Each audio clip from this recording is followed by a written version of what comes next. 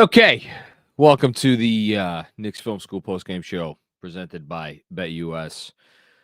Mm, okay then. I'm going to start out by this with this shout out to T Squared Social. I had a watch party tonight. A bunch of people showed up, very enthusiastic Knicks fans, and it made me think back to my days bartending and managing bars and all that sort of stuff, because bars I used to work at were far less reputable establishments than T Squared Social. And we used to employ, we were big bars and we used to employ 4 bouncers because we were the sorts of places where fights would often break out. And I have to give a compliment to everybody at T Squared Social because, this was one of the places that I grew up working at. This would have been a night of fisticuffs, but no, we had a great turnout, a lot of great Knicks fans, and higher caliber of individual than that used to inhabit the places that I was at. Shit, I would have been tempted to throw a punch or two if I was a patron who came out to watch this effort tonight, and I use the term effort loosely. I've had a couple hours to think about how I was going to open this post-game show because the result of this game was decided early in the second quarter. You knew it when you saw it. Nothing left to the imagination. Thunder went ahead by 20 whatever points it was early in the second quarter, and you just knew it. There was no way the Knicks were going to make a comeback in this game. There were no way the Thunder were going to allow the Knicks back in this game. And I've been thinking for the last 2 hours whether it's going to be an angry post game. Was this going to be a rationalizing post game? It's going to be a wishy-washy post game. A little bit of this, a little bit of that.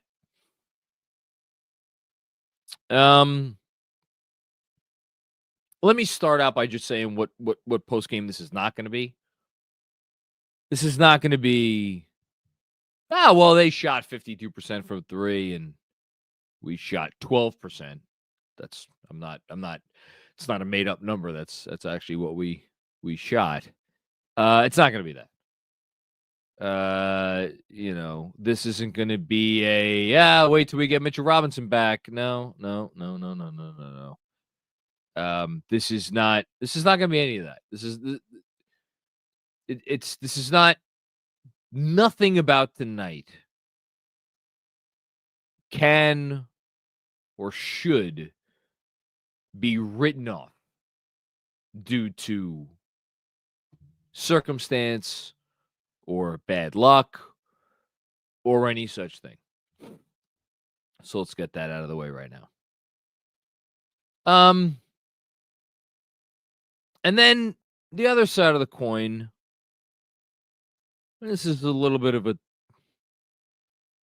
a tougher sell. This isn't going to be a post game where I sit here and tell you that everything is broken and this team is never going to win anything as currently constituted, and their theory behind this roster is incorrect, and it's never going to work, and the coach needs to be fired, and whoever else needs to be traded. It's not going to be that either. Even though there were times tonight where it felt like a response of that nature would be appropriate. And I will try my darndest to honor any feelings anybody may be in after this game, which would, result in saying that they want some of those things to happen, or that they don't believe in any of this, any of the, long-term belief of this team. I can't go there either, because at the end of the day, this is year one of this experiment. And I say experiment purposefully because they're definitely trying something here. And I'm going to give it time. And nobody wants to hear that right now. But at the end of the day, I am going to give it its due. They've earned that. The front office has earned that. This coach has earned that. The main components of this roster who have been here for a little while have earned that. They've earned the right to, give it a real go. But right now, this hurt. And it hurt in a way where,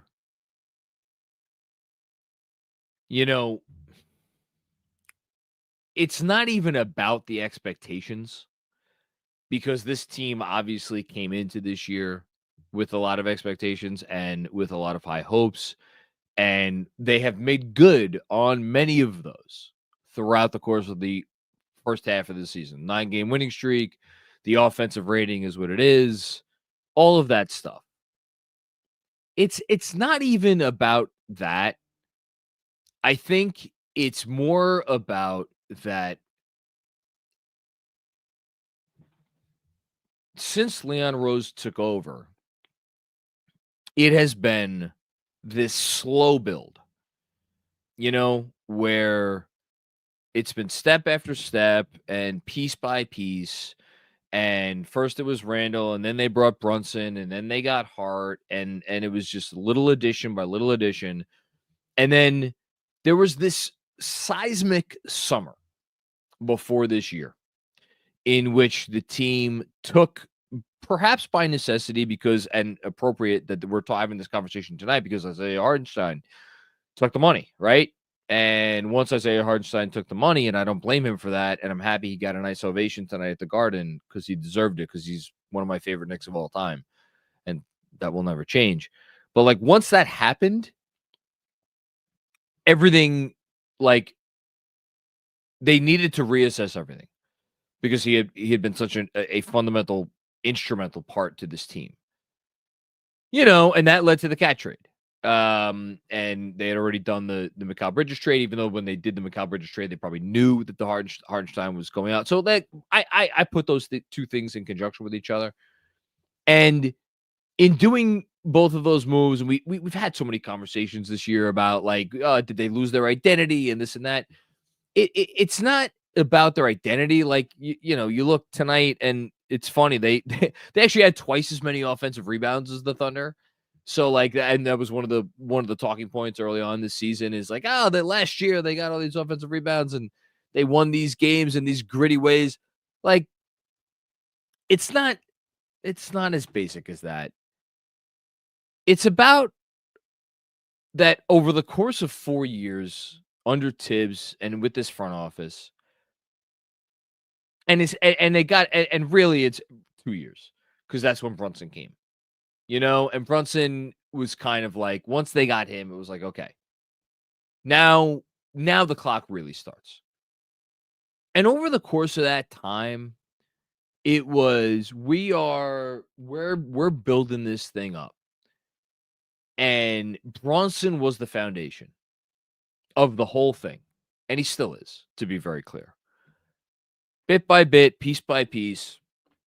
And then you did what you did this summer, and you ostensibly, in those moves, catapulted yourself up a notch, up a tier, into a different stratosphere of NBA contention. Whereas you went from pretender to contender. It is the hardest leap to make in all of sports, and I would argue that it is harder to make in the NBA than any other sport. And so you tried to make that leap. But in doing so, you did shake something. You did, because you had to bring in these new pieces. And it's not even like the character of the team was disrupted, because I don't believe that is the case. But you made a new team. You're depending on what you think about Karl Anthony Towns versus Jalen Brunson, either your first or second player, best player is a new player. And then depending on what you think about Mikal Bridges, and I understand he did not have a good night tonight, but either your third or fourth best player, right? So like when you make those sorts of changes, and then you send out other depth pieces, you send out DiVincenzo, obviously, like you kind of need to not start from scratch. It's not starting from scratch, but your foundation was shaken and everything gets shaken to its core. And why am I going on and on about this? I'm going on and on about this because a couple of days ago, Josh Hart talked after the Magic game about, we need to decide what kind of team we are. We're not always going to shoot well. We're not always going to have energy. Got to get wins. And then him and Jalen Brunson went on their podcast, and they talked about what a big game this Oklahoma City game was going to be as a measuring stick game. I found that interesting. And so to go out there tonight after you have made these proclamations and get absolutely decimated says to me that if your goal is to win an NBA championship, then the biggest questions that you have to answer and that you have to be certain about what you are, about who you are, about what it means when a team comes into your building and faces you in any building, let alone the world's most famous arena, that those questions remain unanswered. And tonight, this Knicks team felt like a team that was not only uncertain, but that didn't know where to look. And that was distressing to me. As someone who has propped this team up, as someone who has defended their growing pains over the course of the first half of this year, it was a reminder, that this stuff takes time, but that, you know what? When you're trying to get to the top rung of the ladder, there is no formula. And you have to earn it, and you have to do it, and you have to prove it. And there's no guarantee. You could do all the things, right? You could make the trades you think are the right trades to make, and I've defended every trade that they've made, and I still will defend every trade they make or that they have made. But you still have to, you have to do it. And until you do it, there's uncertainty. And right now, after that game, I know I sat here, well, not here, I sat in T-Squared Social a week ago, and I said, I know they lost this game, but this, to me, this was proof of concept. And I'm sitting here a week later, and I really feel like I need to take that back. I really feel like I need to take that back. Because, this game, the game that OKC played against Cleveland the other night, and, I mean, pick any Boston game when they're at their best, just look at Boston's run last year. There is a very clear top tier of teams in the NBA. There's only 3 teams in it, but there's a very clear top tier. And the Knicks, I thought maybe for a while this year they existed in the gap between tier 1 and tier 2, again, trying to climb up that ladder. They're not in that tier. They're not in it. And again, like we could talk about like, get Mitch back and make a trade and this and that. Right now, based on what we saw tonight, again, give me shooting percentage. Whatever. I don't care. Not that I'm not gonna sit here and say it doesn't matter. But when you get run off your own floor in the way that they did,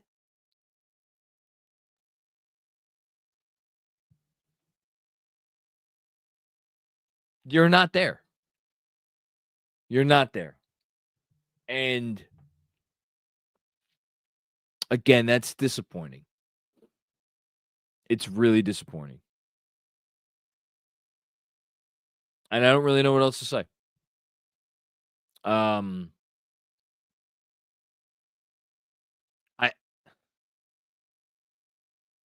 I think that the bones of this team, again, and when we talk about the bones of this team, what are we talking about? We're talking about a team that thinks that it could be good enough defensively to win a championship with Karl-Anthony Towns as their 5 and Jalen Brunson as their 1. I still think the bones of this team can get it done eventually. I don't think that that is a failed experiment as of right now, but we haven't seen enough to know that for sure. And tonight was a reminder of that. So I'll be very curious to see what happens from here on in with this group. I'll be really curious to see how they respond on Sunday. I'll be curious to see how they respond over the next few days, over the next few weeks. This to me was a core shaking loss in the way that it happened. Like, and I'll end with this.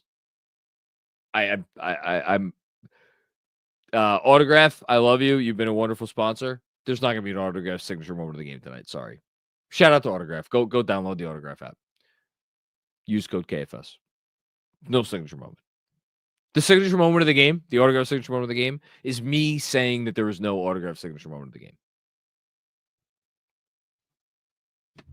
How you doing?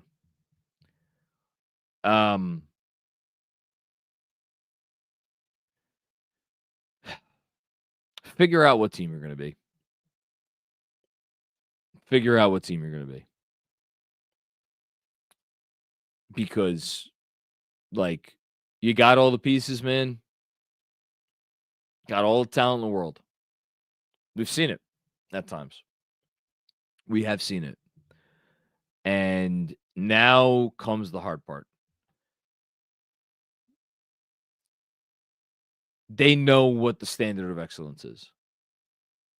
They saw it tonight. That Oklahoma City team, man, incredible. And they deserve all the credit in the world. But for as wonderful as they played and as well as they shot and as dominant as they were defensively and as hard as they made New York's life when New York had the ball, and I'm obviously going to have a certain perspective because I'm sitting here wearing a Knicks sweatshirt. To me, this game wasn't about Oklahoma City. This game is about the Knicks.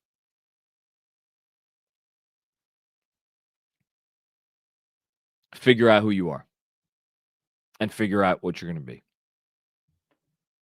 I'm not saying it's easy. And I'm not saying it's rare.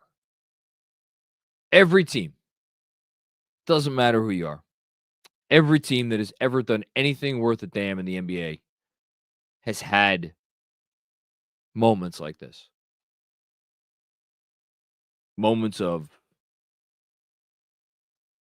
extreme challenge. This was their moment tonight. And now it's up to them. It's up to them how they will respond.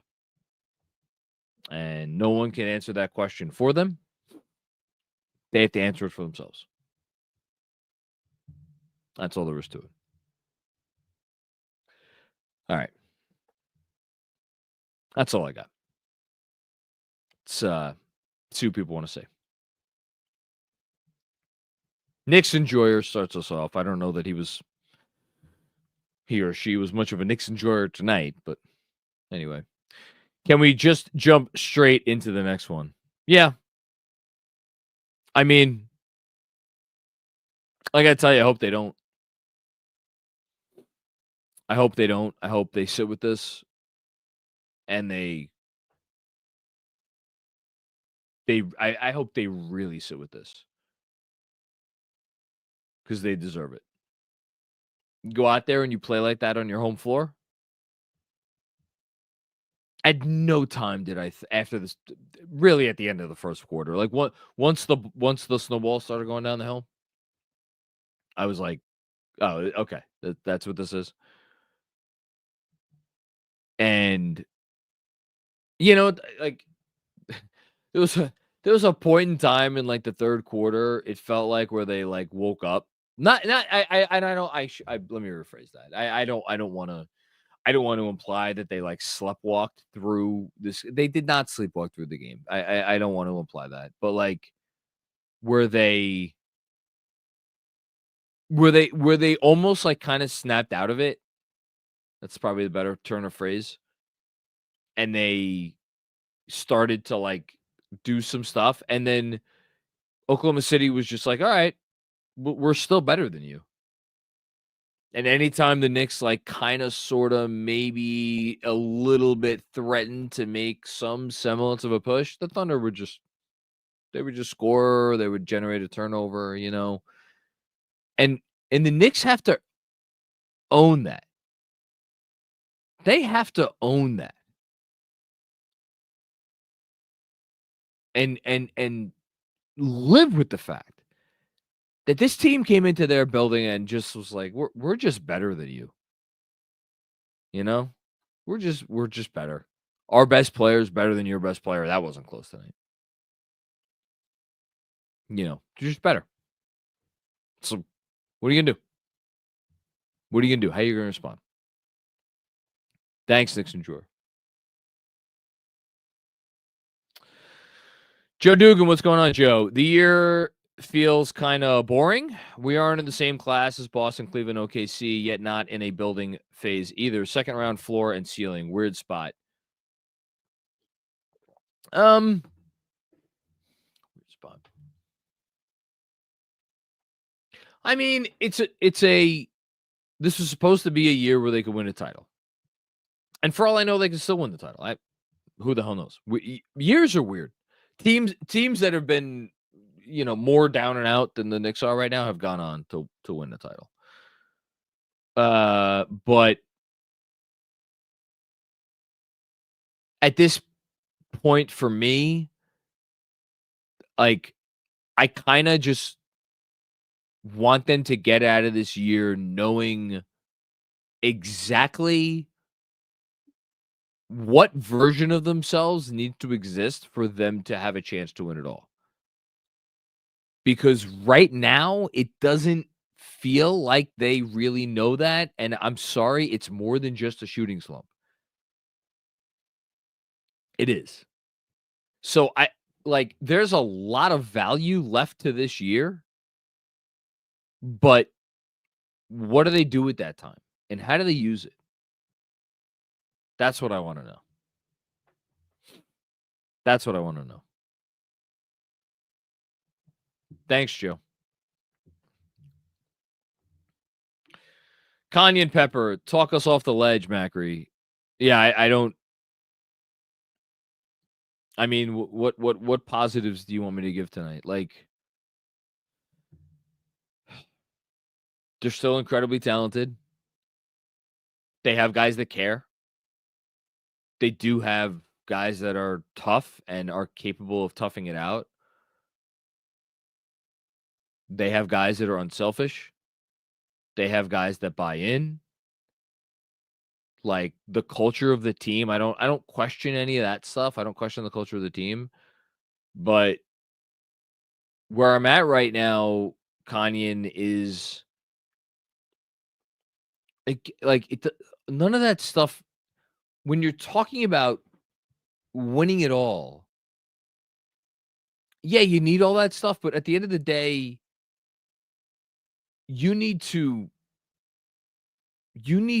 find something. You need to find a like a togetherness and a baseline that, when the going gets tough, it's like it's okay. We may not win every game, but like we know who we are, and we know how we can like stay in games regardless of whether we're shooting it well or the other team is shooting it well or any of that stuff. And that something that like kind of like I don't even know how to describe it. It's like a higher level. It's like it's really it is the last level you have to get to before you get to be a true blue contender. They're just not there. And you saw it tonight. Again, I could sit here and I talk to you about fucking Mikal Bridges' shooting line and OG Anunoby's shooting line and all that. What no, I'm not gonna do that. I'm not gonna blow smoke up anyone's ass. You know what you saw. We know what we saw. I mean, Jesus Christ, Mike Breen. God bless Mike Breen. He is so perfect for that job because he will never pour it on unnecessarily. He will never say anything unwarranted. He'll never say anything unearned. And when he's sitting there and he's telling you, like, I mean, I think I wrote a few quotes down because I thought that was so good. No, I actually wrote down a Clyde quote. Brunson's too small. Yeah, he was. But like you heard it in Breen's voice. Like this wasn't about shooting luck. So,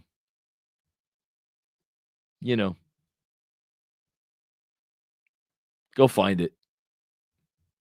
Go figure it out. Thanks, Kanye. Drew P. Josh tried his best to fill an unrealistic role. I didn't want to praise anybody in the monologue. That said, Josh was the one that said what he said a couple games ago about we need to decide what kind of team we want to be. It did feel like he was doing everything in his power out there.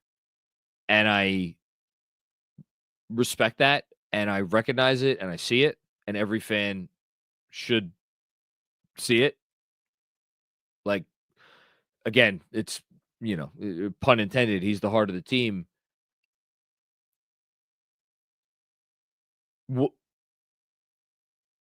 What needs to happen for that to pervade? Because it like I don't know the answer. I love that he went out there and he gave it everything he had very clearly. And if it's I mean, I don't know, does he need to make a locker room speech? I have no idea. I just have no idea. Credit to him, but I don't know. Hush Zoo, we're not good against elite teams. Well, yeah. Yeah. Yes, correct. Thanks, Hush. Rafa, this isn't the year. The team is a bunch of frauds. The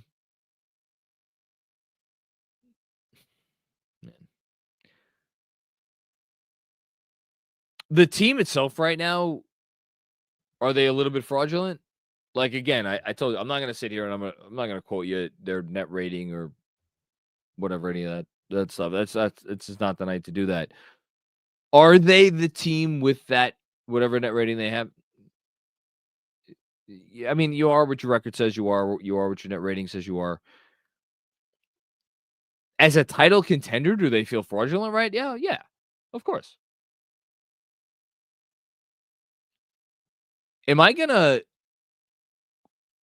sit here and question the character of the people that compose the team. That I won't do because, and this is where, probably the first of a few times that I will attempt to inject some nuance into this discussion.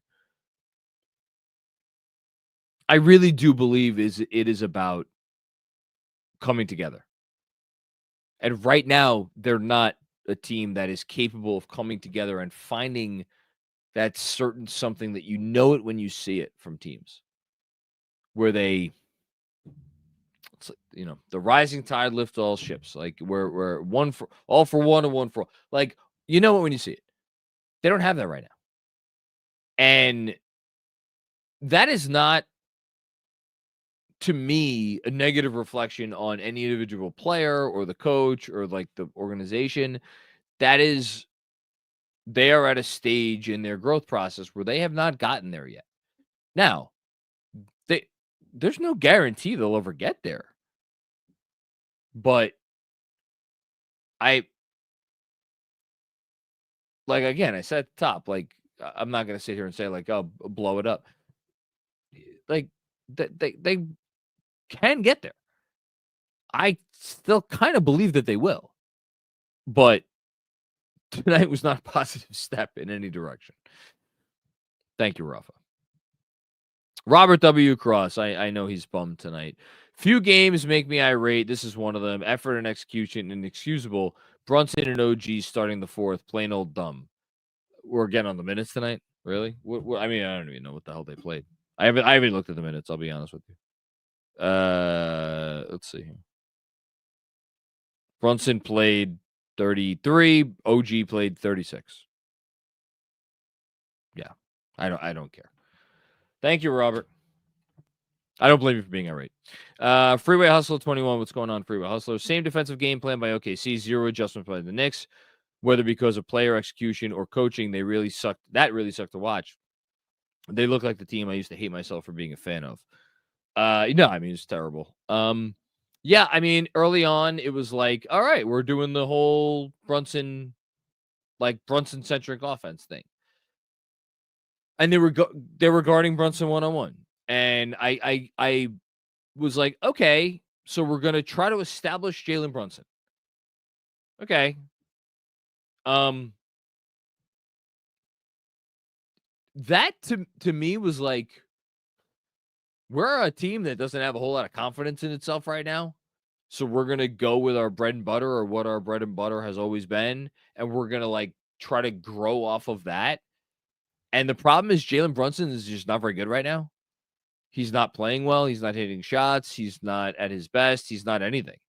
He's a guy who looks hurt and hobbled and not himself. And I think his stat line ended up being okay. Again, I don't care. He was bad. It was just bad. No one was good. Josh Hart was the only one who was close to being good tonight.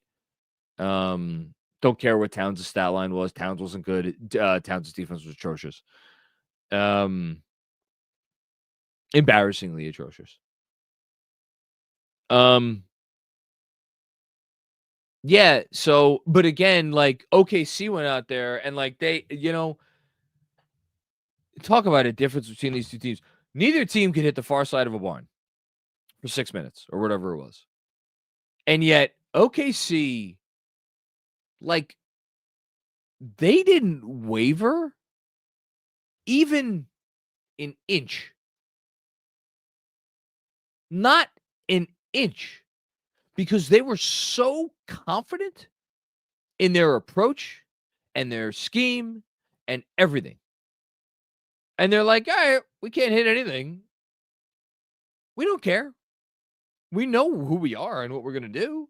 We're just going to keep doing it. And eventually it'll work out. And if it doesn't, it's fine. We'll get them next game.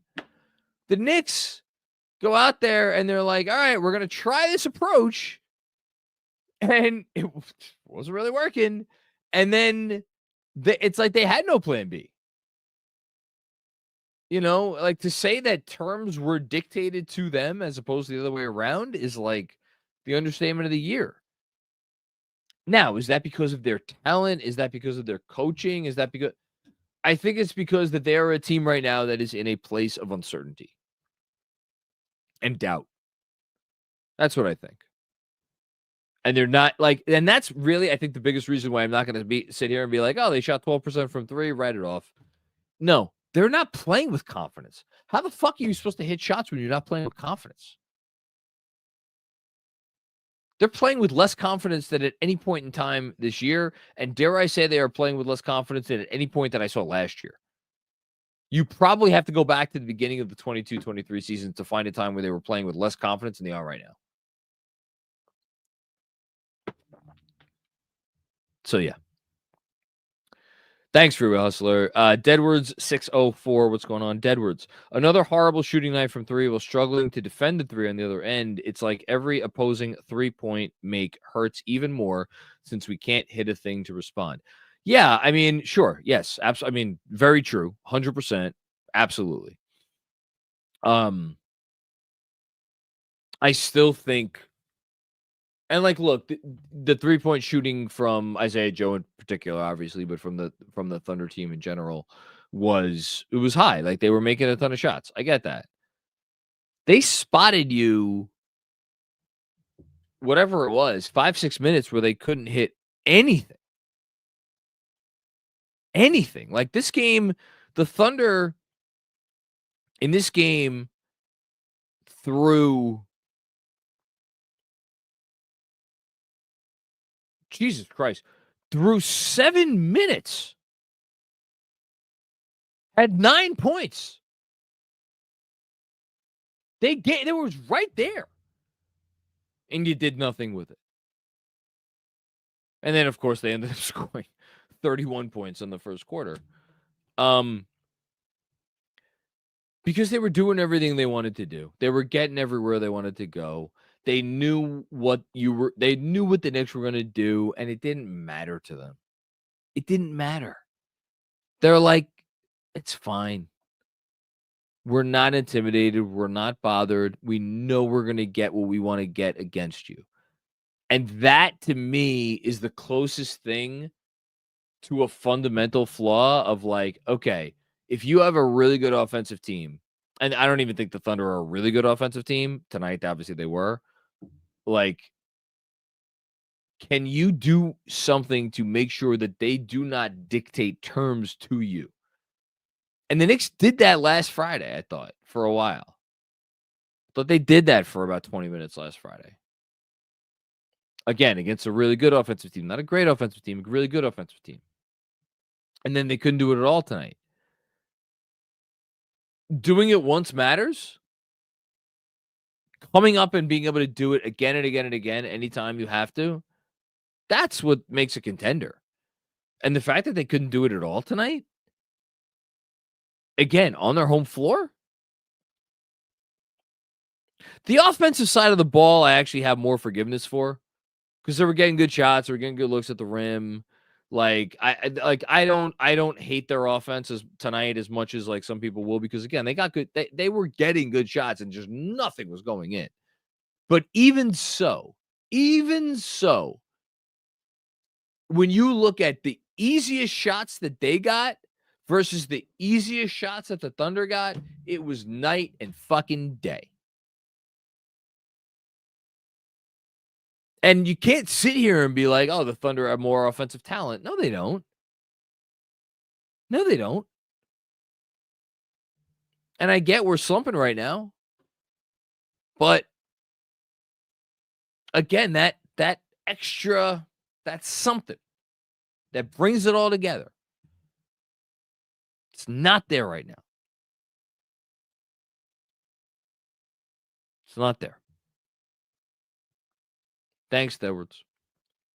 Armand Bernadette. What's going on, Armand? And I hear I think you're a Monroe patron now. So congratulations and welcome aboard. Next town hall should be fun. All I will say is this team is not a contender, and with all the trade chips spent, I don't see how they can become one. I hope I'm wrong. No, it's not an unreasonable take. They're not a contender right now. I'll agree with that. I don't think they have the trade chips at the moment to get to contender status this year. I agree with that. I do think a combination of two things can get them there. Three things. Time, internal growth, and they will have more to trade and more feasibility to make some trades moving forward, starting this summer. So that all of that is something, but at the end of the day, none of that matters because I may be in the minority on this, and I think we could maybe have a conversation about Josh Hart, but I believe that the theory of this team as a contender is with this as the starting five. They're not trying to go out to get someone else to replace someone in the starting five. And shit, if we're sitting here talking about, well, maybe they could find a piece better than Josh Hart. Josh Hart was their best player tonight. You know? They need to figure it out. I don't think the answer is coming from outside. I think the answer is coming from in the building. And that's on them. That's on them. Thank you, Armin. Matthew Stein. Hello, Matthew. Kolek to Charlotte. Taj, a number 2 to the Pelicans. And Mitch, a number 2, and swap to the Pels. Sims, Precious, Washington pick to Wiz. Herb Jones to the Knicks. Well, I don't know if you heard, Herb Jones might be out for the next month or two because he's got a torn labrum or something. As an aside, the Pelicans aren't trading Herb Jones. I appreciate the creativity, though. Nigel Greaves. Lady a row behind me at the Garden said to her man, matter-of-factly, new Knicks, still the Knicks. And I hope my dude didn't have to spend much social capital to get them in the building.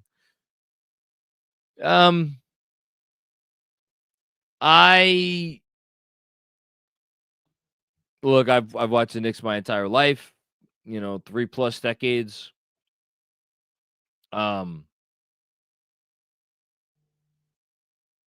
think as an organization, they turned a corner. They've turned a few corners over the last bunch of years. I don't think they're going back. I don't think the whole Knicks are still the Knicks. Obviously, easy to watch tonight and disagree. But,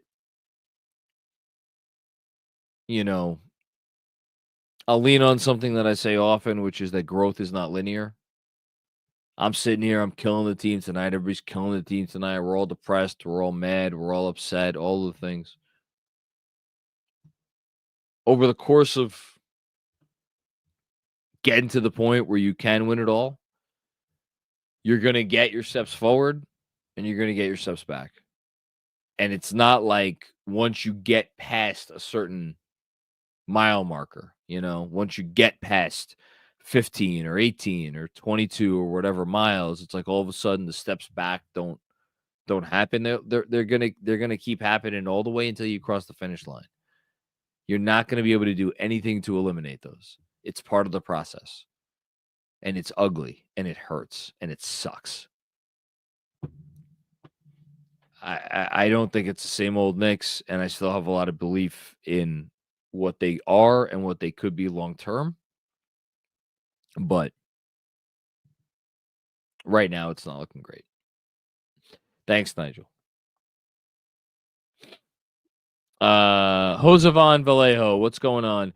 Took a 2-hour train ride from Connecticut to my first KFS watch party. It was great seeing you there. Regardless of the game outcome, I had a blast. By the way, I was the guy wearing the Why Not t-shirt, hashtag Ecuador, hashtag KFS. We had a good conversation, me and you, and it's funny, the first thing you said to me was, I'm the guy with the name that's hard to pronounce. Well, I hope I got it right, Josevan. I appreciate you coming. I appreciate everybody coming to T-Squared Social tonight. It was a great atmosphere before the game. It was a great atmosphere earlier in the game. And honestly, give this to Knicks fans. We were there in the third quarter. Team was down by, there was a moment in the third where they were down by 22. And they made a couple defensive, but they got it down. It's funny to say. They got it down from 26 to 22 or whatever. And they had a couple of moments where they had hit a shot, they would have gotten it into the teens. And everybody in that bar, including me, because I'm an idiot, was like, man, imagine if they get this under 20. Maybe there's a run in them, And that to me to go back to the last comment, speaks to why this isn't the same old Knicks, because we're all sitting there. We're not stupid. Despite what I just said, we're not stupid. Like, this team has shown us so much over the years that they have built this thing up. And the fact that we were all sitting there being like, man, just get it under 20 and then see what you could do from there. That's a testament to what they built. What they've built has not been extinguished. It's still there. It's still relevant. It still matters. It's still part of the fabric of the team. But they took a chunk out, of what they were, and now you got to replace it. And again, there's no formula for that. I don't think there's any trade that's going to do that. You have to find it within yourselves. This is anything but X's and O's analysis tonight, needless to say. Thanks, Josevon. Appreciate you coming down, by the way. Anthony Sixto, what's going on, Anthony? Towns, JB shooting less threes, and it doesn't look like the defense is taking it away. Confused by this trend. McCall's shot selection is clunky. Would like to see more actions to get better looks. I think the part of so you just said it. I mean, Anthony, I don't need to add anything to what you just said. Jalen Brunson is right now not comfortable shooting threes. So what are we left with?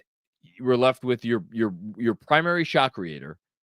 Because, again, Karl-Anthony Towns, we've talked about this before. Karl-Anthony Towns might be one of the 5 most talented basketball players in the league. He is not a shot creator in the sense that Jalen Brunson is. So your shot creator is left to do all this kind of stuff around the arc. Okay, so Oklahoma City guards him one-on-one. We're going to put one guy on you. Got to try to screen him off, whatever. Great. We'll deal with that too. So it's like, all right, well, either I concede this to Oklahoma City and say, all right, well, like you're not putting 2 on me. I fear whoever you're putting on me enough that we're going to try to do other stuff. And then you're like, all right, well, we're taking the ball out of our best shot creator's hands. So now what are we going to do? Post up Karl-Anthony Towns? You can do that a little bit. Everybody else is staying home. No advantage is being created other than the advantage itself in the post. So you want to keep doing that? Like, they went to it a bunch of times tonight. Sometimes it worked out, sometimes it didn't. And it felt like every time they're like, Towns going one-on-one, it felt like, honestly, to me, it felt like it was playing into Oklahoma City's hands. At the end of the day, this whole conversation, I'm not going to say it's moot, but it's like, if you can't hit shots, if nobody on your team is hitting shots, and nobody on the team is hitting shots right now, like, whatever the fuck you do, it doesn't matter. Whatever you do, it doesn't matter. But and I don't know if this is needless to say, but I feel like I do need to say it. If they're in this kind of shooting slump, nothing that they were going to do tonight was going to result in a win. My attitude towards this game and towards the team right now is more about their response to being in the situation where they know the shots aren't going down. How do you respond? Do you let go of the rope, or do you hang on like grim death? And they kind of let go of it. I don't have a great answer. I'm not going to disagree with you. Like, getting into different actions to get better looks, it sounds great. It's so much easier said than done. If your advantage creators are not creating advantages and you have only one advantage creator and he's really struggling, and then and then your other inherent in all of your other advantages is like hitting shots, like the threat of the 3, and you can't do that, it just becomes really tough. So yeah, I don't know if that was an altogether satisfying answer, but that's the best I got. All right, Mark, we could do it now. Quick word from our friends here at Betting and Sweating, or our friends at Betting, Jesus Christ, friends at BetUS.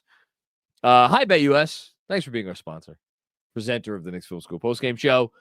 You know the promo code by heart, probably by now. It's YouTube 150. Gets you 150% bonus on your first deposit, as well as 125% bonus on your next 2 deposits. And what does that get you? It gets you the best basketball book in the industry, with the fastest payouts in the industry, fast and easy deposits, 24/7 personalized service, live wagering on all major games, best betting variety, 10% back on your net losses twice a year. everything you could possibly want. Again, that code is YouTube 150. Get 150% bonus on your first deposit, as well as 125% bonus on your next 2 deposits up to $2,000. Reminder, gambling involves risk. Only gamble with the funds that you can afford to lose. All forms of betting carry financial risk, and it is down to the individual to make bets with or without the assistance of the information provided. Okie doke. Continuing along, Robert Cross with another one. First time, long time. It's your boy John. I want Huckporty in the rotation and Kolek next. Payne is cooked. Again, I'm going to use the comparison I did after the last game. We're talking about parsley on an overcooked steak. You know, this team needs to figure out, like, or I'll use the more convenient analogy. It's window dressing. It's window dressing. Right now, to me, it's window dressing. With the issues this team has right now, with its starting 5 not being able to generate good looks or consistently efficient looks, where they could get something good going on without the 3-pointers falling, and where there is a consistent defensive shortcoming to the point where it's like the inconsistency is troubling enough where it's like, man, are they ever going to get there? The Huckporty, Kolek, like I'm not gonna sit here and be like I don't care, but like in terms of like where my bandwidth is about where my attention is going, it's like under 5%. It's I you know, they got way bigger fish to fry. Thanks, Robert. Jason M, what's going on, Jason? Knicks players could defend the Tibbs minutes all they want, but they can't prove it on the court. They look completely burned out physically and mentally. All right. It took a while to get to our first Tibbs comment of the night, but figured it was coming. You think they went out and did what they did tonight and played like they played tonight because they've been playing too many minutes? I can't sit here and disprove that, Jason. I wrote it this week. It's the most boring conversation in sports to me. I literally I don't know what I'm supposed to say. All right, you think that it's the minutes? Okay, I don't know. Maybe I have no idea. I don't think it is. I think they went out there and they played like shit. That's what I think. And it has nothing to do with the minutes. I saw Josh Hart flying around like it was either his first game of the season or game 7 of the finals after he'd had a week's rest. You know? Josh Hart didn't look tired to me. You want to tell me OG's missing shots and because he's tired and like you want to tell me they're missing rotations because they're mentally exhausted? Okay. I don't know what to say. I don't know what to say. There are people out there who listen to this right now. Of course it's the minutes. Okay. And other people are being like, no, it's not the minutes. They play like crap. I have no idea. I have no idea. None. Thanks, Jason. Greg Film Stuff. What's going on, Greg? How you doing, man? I think JB is starting to lose sight of the winning formula, and that's playing through Cat. He struggled with this earlier in the season and then figured it out playing his best ball, but he's relapsed. Come on, Cap. Less hero ball. I didn't like how they came out and played out of the gate. I saw it. I got it. I understood why they were going for it. I understood perhaps they felt the need to go in that direction. I didn't like it. I didn't like it. And that is not because I don't think Jalen Brunson is awesome. He's awesome. It's not because I like it. I did not like it. It did not, to me, feel like a team that was confident in its approach and confident in what it was capable of. I wrote a whole newsletter today about Karl Anthony Towns and Jalen Brunson, and Patrick Ewing. Actually, I was actually pretty proud of it. It looks ridiculous now, and just like like who's the best player on this team and like who should they like be going through and all that stuff. That's a big part of this, Greg. It's a massive part of this.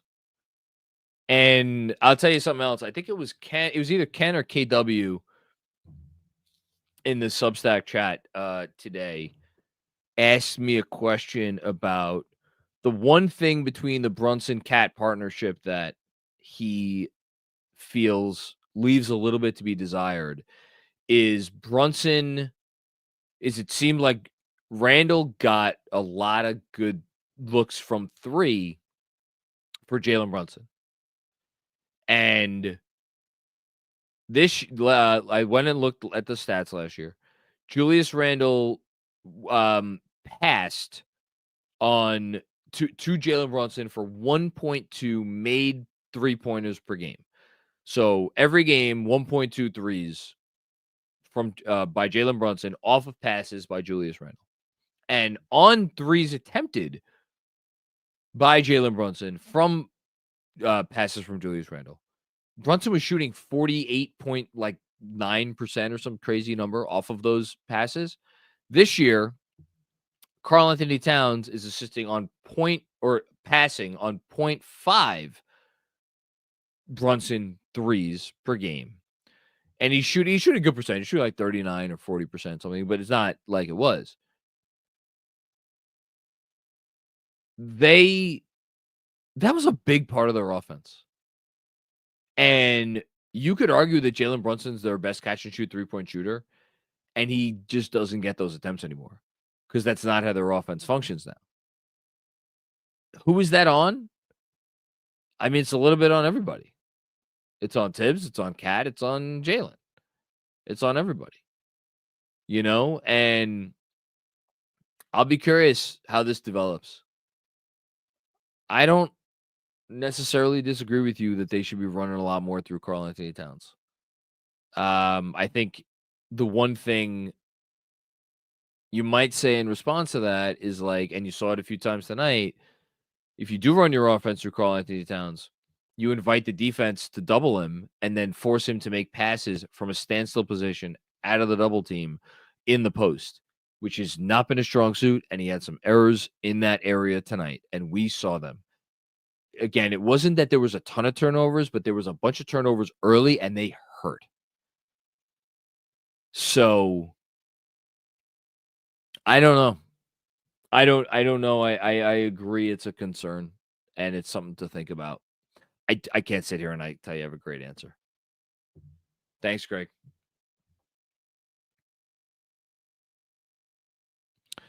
Juanon, what's going on? All right, fuck it. Time to panic, I guess. Kidding. I still think we'll be all right. We haven't seen our final roster yet, and I have faith Leon is going to work some magic by the deadline. #fire Tibbs. Again, if we're sitting here talking about trades and deadline moves and Mitch, that's to me, if we're sitting here relying on that, that's more worrisome than anything. It really is. And by the way, perfect timing on this. And I'm DJ Zulo, shout out to DJ, just retweeted this. I'm going to just read this. It's from Ian Begley. It's Josh Hart when he was asked if the Knicks have enough to compete versus a top 8 team in the NBA. I think we do. We have to go out there with energy. We have to go out there with no egos. We have to go out there with no individual agendas. We have to go out there and sacrifice. And DJ, to his credit, pointed out this is the second time this season he has referenced egos and agendas. Clearly intentional.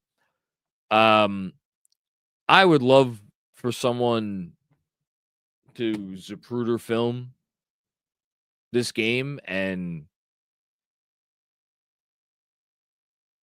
talk about and guesstimate who Josh Hart's referring to, if he's indeed referring to anybody individually and in particular. I don't know, but I agree with DJ. It's not an accident. You don't say that by accident. So Yeah. Drew P. Every game, I believe more that Mitch has to start. I mean, at this point, I can't sit here and be like, any suggestion is ridiculous. I'm frankly just never going to get there. But we'll see. Thanks, Drew. Zach Wasser, what's going on? Still at T Squared Social. Great meeting the crew. Awesome. Yeah, again, shout out to everybody who came to T Squared Social and just everybody who has supported Knicks Film School. It's been a cool thing that we get to do these watch parties now, and people show up, and it's been a great atmosphere. And I just was like watching tonight and beyond disappointed that this was the game, that this was the game that we got. And I don't really know what else to say about that, but it is what it is. Okay. Next up, before we go to our next super chat. Hi, John. Hi, Andrew. How are you? What did you do tonight? I haven't seen you in an hour or so. Yeah, you haven't. Yeah. It's been more than that because I left at like 9. It's been an hour and a half about. Makes sense. I got stuck in the Penn Station train home, so a lot of Knicks fans looking at their phones dejected on the way home. So I assume you also got the same brunt of that on the super chats. You're it actually hasn't been as bad as I thought it was. Oh, good. I'm happy to hear that. Knicks fans are getting rid of unwanted energy and unwanted attention on their team. They're getting rid of it as best they can. You know what they also can get rid of, John? What's that, Andrew? Charges to their credit card or their monthly debit card that they didn't know they were paying for. You know how they could get rid of that, John? Oh, what do you know? It's on the screen. Rocket Money. That's who they could turn to for.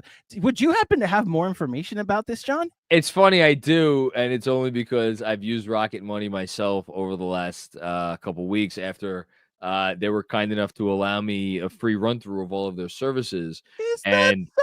Oh my God! Please tell me more, Mr. Macri. Well, I mean, I found a bunch of stuff that I wasn't using, and got a mortgage, got 2 kids. We have a dog now, which again, that's right. The dog has a monthly subscription.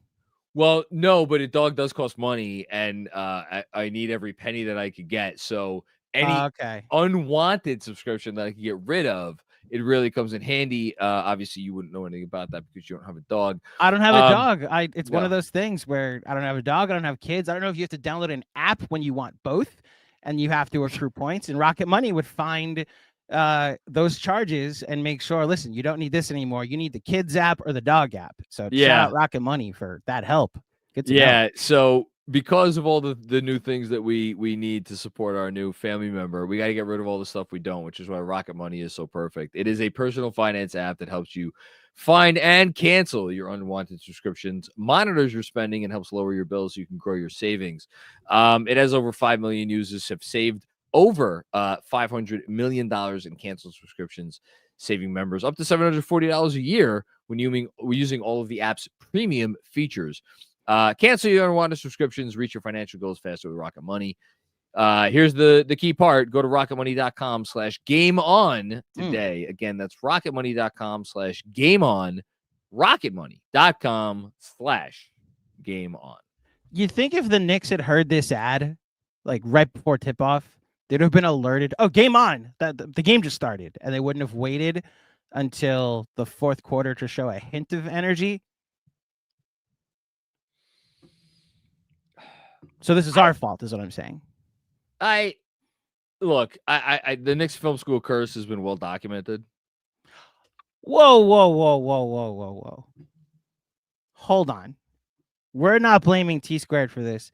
We're not blaming Knicks Film School. No, not T Squared. Us. It's us. I'm the problem. It's me. Okay, maybe you're the problem. It's you. I watched them eliminate Joel Embiid at T Squared last year. So as far as I'm concerned, T Squared is a good luck charm. This is on them. The outings at the building, you might be onto something. But T Squared is a 500 building. Okay. Yes. Yes. I would agree with that. Man, you have a much more positive attitude than I do tonight. I'll say that. I had an hour and a half to think about my thoughts. So I had time to think about it too. I had a whole cab ride in which I had nothing but time to think about it. So you want my 3 positive spins on tonight? I don't know that I do, but sure. Boston lost at home with their full collection of people to the Kings. So it shows that even the teams that we all think are out in front of us can have bad nights like this where they don't show up. That's one. Okay. Number 2, Philly lost. And any night that Philly loses is a night, good night to celebrate. It's a good night. And last but not least, Juan Soto is a New York Met. Well, that's a perpetual positive. There you go. You're welcome. There you go. I like it. I'm down with it. Pre-game pod tomorrow at 11 a.m., by the way. Anybody that wants to quickly turn the page, me and Ty Windish of the Eurostep podcast. He's very much in Packers mode, but he will make time to talk about the Knicks and the Bucks.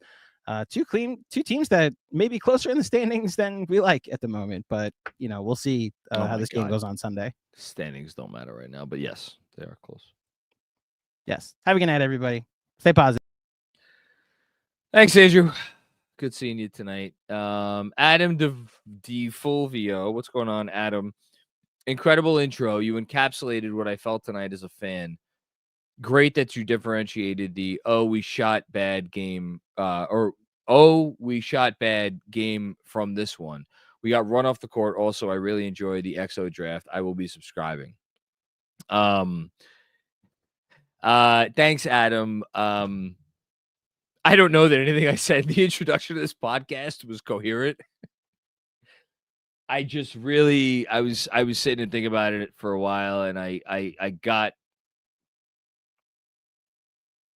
don't, for what it's worth, I don't ever think about what I'm going to say before I sit down and say it. Tonight was one of the exceptions, which I actually don't like the chance to sit down and think about what I'm going to say before I sit down.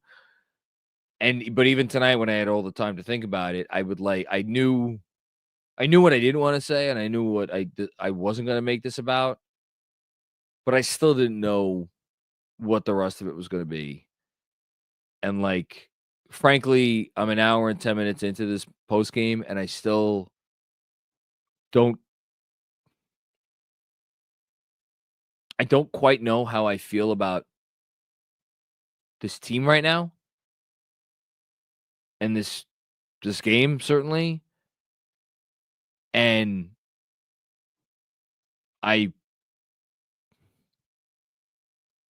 pride myself on having a pretty good, even-handed read of what's going on with them. And that is bothersome to me, that I can't sit here and be like, this is it. This is the thing. Or that's, I don't, it's a real place of uncertainty right now. And I gotta think to attempt to connect the dot to what I've spoken about a little bit on the pod so far. I have to think it's a place of uncertainty for them too. And this again, this idea of they are on unsteady ground right now. And it's not anyone's fault. It's not any one person's fault. Like I despite what Josh Hart said, like let me be very clear about this. I don't believe for 1 second that there's like a person in the locker room or on the court who's like, torpedoing their efforts or anything of that nature. I don't believe that. But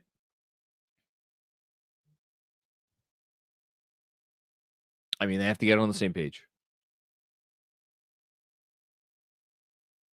They have to get it on the same page and figure out, again, sorry to repeat myself, but who they are and who they want to be. Thank you, Adam. I appreciate that very much. Andrew just made me laugh out loud. Parish Duggar. So glad I'm an Indiana Fever fan. I can't wait now. I actually am curious if you thought tonight was on the coach, Parrish. But yeah, shout out to Caitlin Clark. Yeah. Thanks, Parrish. WG. Second time in 3 games, Hart mentioned egos and agendas. Yeah.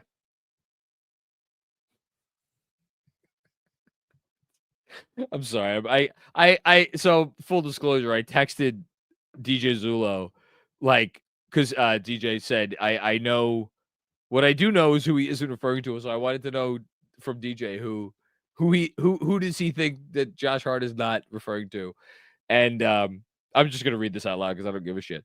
Andrew Claudio responds with Tyler Kolek, which is funny, and DJ responded with Davion Mitchell. That was can I just say I take so few victory laps. I think maybe people disagree. I am so proud of myself that I thought of that freaking concept for this draft that we just did, me and DJ and Andrew and Benji. And I thought it turned out really well. So if anybody hasn't caught the X's and O's draft, if you're looking for almost 2 hours of time where you could like completely escape the Knicks right now and not think about the Knicks, but have NBA content with people that you hopefully enjoy getting NBA content from, go listen to the X's and O's draft. It's a lot of fun. And then if you really like that, consider subscribing to the Knicks Film School Patreon and the Brunson tier, and then you can get all kinds of great additional stuff from me and Benji and DJ and the whole thing. Okay, thanks, WG. Nigel Greaves, what's going on, Nigel? Looked like OG checked Bridges and vice versa. Hashtag Wingstop. I don't know what that means. Checked. I mean they're not playing great right now. I don't know what else to say, but yeah. Thanks, Nigel. Iceman Sham, what's going on, Iceman? How you doing? I said that this team had to win how the 23 Nuggets did, but simply put, this team doesn't have the connectivity of a title team right now. All right, look, I'm not. You guys have seen my demeanor tonight, right? You know I'm not looking for excuses to be positive, but I will take them when they're there. The Nuggets, that team that won the title, that team had a core that had quite literally years and years to build up. Like the Jokic, Murray, Porter core were together for, I don't know how many years, 3, 4 years, 5 years. And then even the Gordon trade was made 2.5 years before they actually won the title. Probably the glass half full view tonight for any Knicks fan is just go look at all of the recent NBA champions. I'll try to do this off the top of my head, although it's been a long night. The Celtics had like 7-8 years together as a core, or like the Brown Tatum core, and then I know they added Drew Holiday and Kristaps Porzingis like the season that they won it, but like the core of that team was there for a while. Like the main pieces were there, and those guys, Drew Holiday is like he's the easiest piece in the world to fit in. Year before that, the Nuggets, I just talked about them. The year before that, the Warriors, like goes without saying, they've been together for a long time. Year before that, the Bucks. Talk about a team that went through the wars. War after war after war, disappointment after disappointment after disappointment. And then the year before that, the Lakers. That's an exception to the rule. LeBron had been there, like they had traded for Anthony Davis the year before. No, you want to tell me that's a bubble championship? Okay, whatever. I think a little bit of that was like LeBron is just the greatest player of all time, or the second greatest player of all time, and they made it work. And a little bit of it was the bubble and their road to the championship and whatnot and what have you. Year before that, Raptors, they did get Kawhi, but the rest of that team was like there, and Kawhi's a robot. Didn't need, like, he's again seamless fit. And then before that, you had the Warriors teams with KD and maybe the greatest teams of the modern era. Like, and I could keep going back further and further. Like the Heat took the full year, and like the Spurs in 2014, they had been knocking on the obviously been to the finals the year before. The Mavs team that won it all, like the journeys that they went through, my Lord. You know, the Lakers team, the Kobe back-to-back championships. They had that massive disappointment against the Celtics in the finals. Like you just keep going back throughout NBA history. It's so rare to find teams that that again, to use your word, Iceman Sham, have that connectivity right away and get it within a year. So but the uncertainty is it just going to come with time, or are they never going to get that connectivity with this core? I am of the belief that they will get it, but if anybody watching tonight being like, yeah, this team ain't ever getting that connectivity, who knows? I don't know. Another one from Iceman coming up. I was at MSG 2 tonight, and I haven't heard boos there in a while, and they deserved it. They look lost with no answer. I don't believe in booing, and I don't know that, like, whatever. They deserved it tonight. They absolutely deserved it tonight. Yeah. Thanks, Iceman Sham. CC Kirby, what's going on, CC? JB is 7 for 45. Is that good? I don't think that's good. From 3 since December 23rd, 15%. I have confidence that he'll figure it out, but still, I feel for him. This is one brutal stretch. He was at 45.6% from 3 before this stretch. It is. I'm not going to say it's inexplicable because he might be hurt, but absent an injury, it's pretty inexplicable. Thanks, CC. Evan Anthony. What's going on, Evan? Cat getting shot clock grenades, standing in the corner, or not touching the ball in any possession can't happen. Get him going earlier and go from there. Yeah, I mean, it's funny. Like, their offensive rating is what it is. They've looked unguardable, a lot of the at times, many times during the year. And yet it still doesn't feel like they've fully unlocked Cat and how they could use him and how they could take advantage of his skill set. And that's a little bit on the team. And I think it's a little bit on Cat. Is he that level of player? He's shown at times this season that he is. And then you could point to evidence that he's not. So we'll see. Thanks, Evan. Kyle Smith, what's going on, Kyle? You guys had to stop having Knicks events for these games. So at T Squared Social, we were 3-2 at watch parties this year before tonight. So we had an over 500 record going into tonight at T Squared Social, and going back to last year at T Squared Social, we had an over 500 record as well. Yeah, that's a good transition. Tough loss, but I still have faith in this team to figure it out. Let's go Knicks. At the end of the day, I do too. It's just hard right now. It's harder tonight by far. Like I remember the Atlanta game, right? Where they blew they looked like shit in the second half against the Hawks. That was a depressing post game. I didn't feel anywhere, and despite the fact that the Thunder are a vastly superior team than the Hawks, to be very clear, I didn't feel anywhere as bad that night as I do tonight.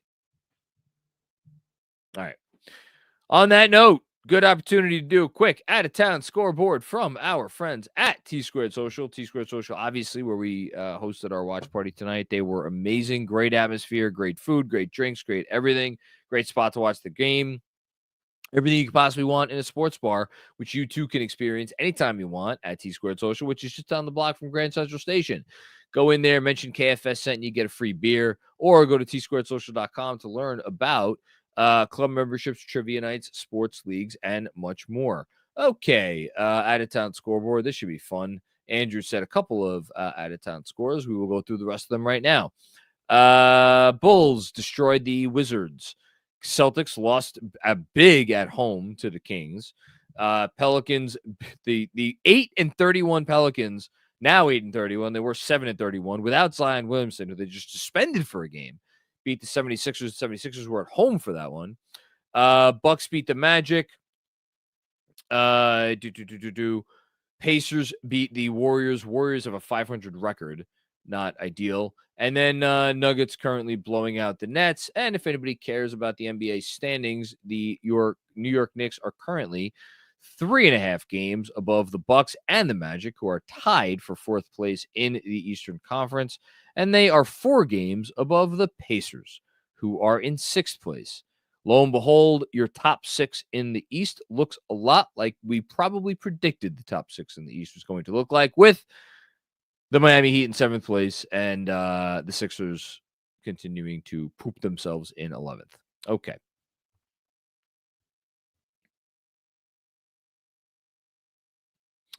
Dave Murray. What's going on, Dave? Great to experience this disaster with you and the crew.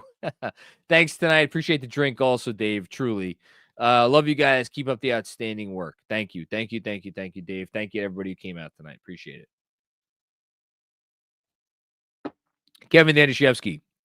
JB, 2 threes is just flat unacceptable. There's a lot of unacceptable stuff going on right now, Kev. A lot of stuff. Thank you. Thank you for coming out tonight. Jason, haven't had 2 days off since December 15th. Back-to-back fatigue. Maybe.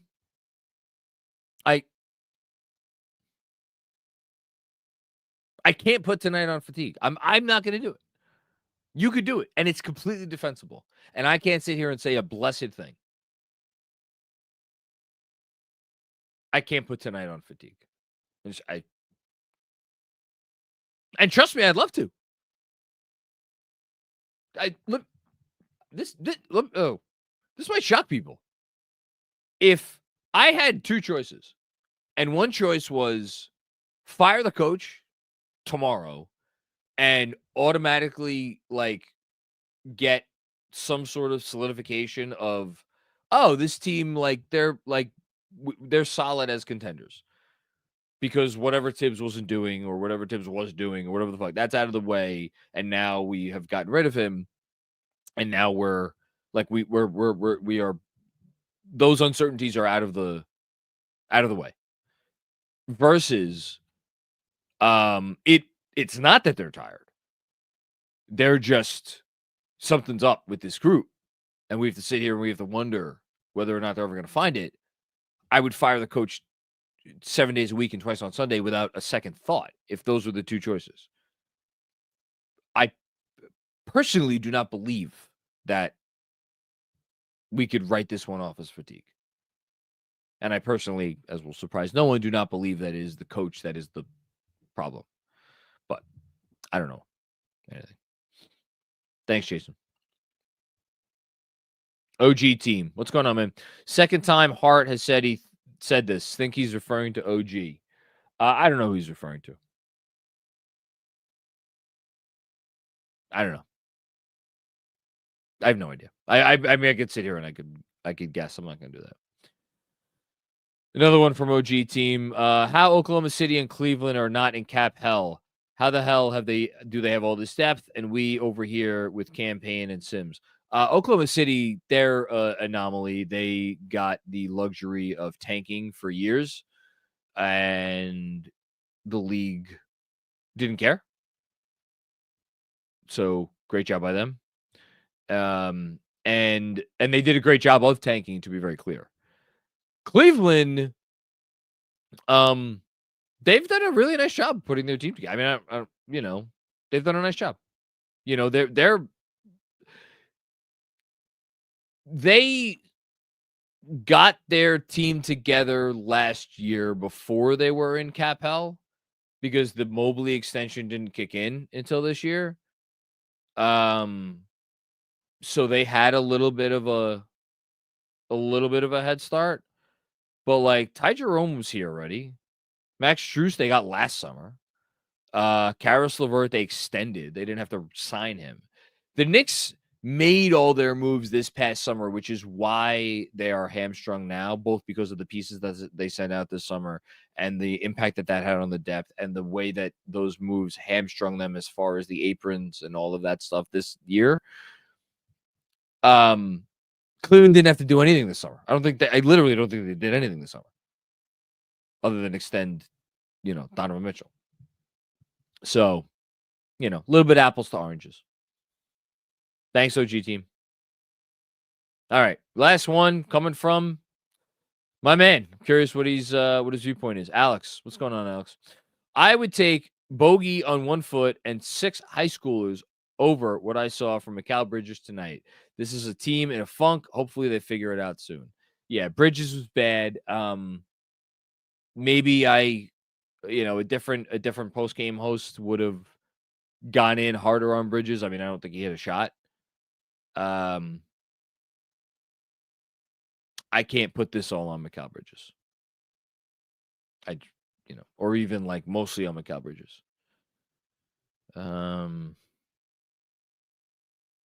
He needs to be better. Everybody needs to be better. That's all there is to it. All right. We got apparently one more. Javier Montalvo. How the hell did GMAC pick Cade over Curry? Sad. Yeah. Hey, thank you for not calling me out for picking KD over Curry or Giannis. But go vote. Go vote. Go vote. Vote for who won that draft. And when I say vote, I mean vote for me. All right. Thanks, Javier. All right. Thought this would be a short one, and here we are, hour and a half in. And appreciate everybody watching. Appreciate everybody listening. Appreciate everybody, going through the roller coaster ride with Knicks Film School and me. Not always fun to be a fan of this basketball team. Not always certainly easy to be a fan of this basketball team. I do think, well, 2 things. One, if you ask me, do I prefer this or do I prefer where we were for really the entirety of from 2001 until 2022. I would take this easily. And number 2, it's in some ways the closer you get when things aren't working out, the harder it gets. Because whether you've gotten to a place of contention or alleged contention overnight, or you had to work your way up, there is when you are deemed one of the teams, right? One of the significant teams.